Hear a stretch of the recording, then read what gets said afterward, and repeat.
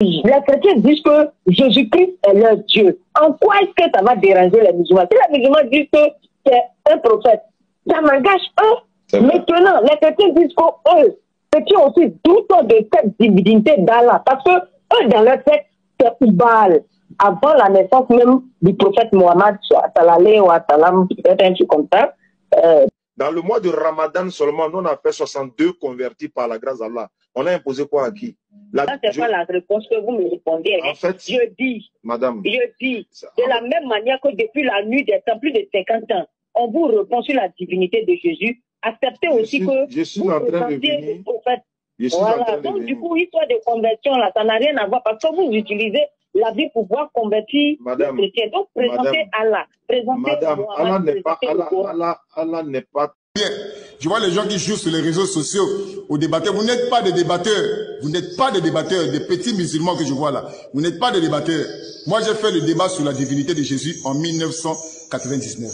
Donc aujourd'hui, le problème de la divinité de Jésus, nous mettons ça à côté. Aujourd'hui, le sujet, c'est la divinité d'Allah. Parce que c'est la fuite des musulmans aujourd'hui. Les musulmans sont en train de fuir le débat sur la divinité d'Allah.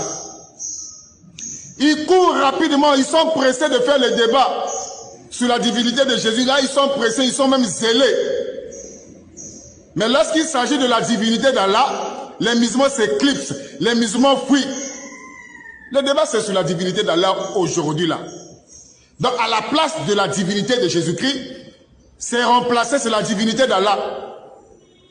Parce que les musulmans sont zélés, sont aguerrés, comme eux-mêmes ils aiment le dire, à venir faire les débats sur la divinité de Jésus. Mais lorsqu'il s'agit de la divinité d'Allah, ils s'éclipsent. C'est pour ça que je lance ce message à tous les pasteurs.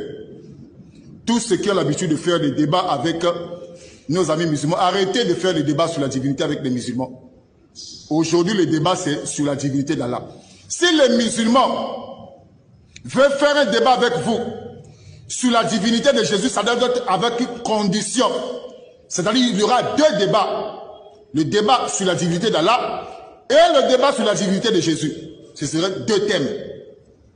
Et écoutez-moi très bien. Écoutez-moi très bien, écoutez-moi très bien. Lorsque vous faites un débat avec les musulmans sur la divinité d'Allah, mes frères, j'aimerais bien que vous commencez d'abord sur la divinité d'Allah, après vous clôturez avec la divinité de Jésus. Ça, c'est un conseil.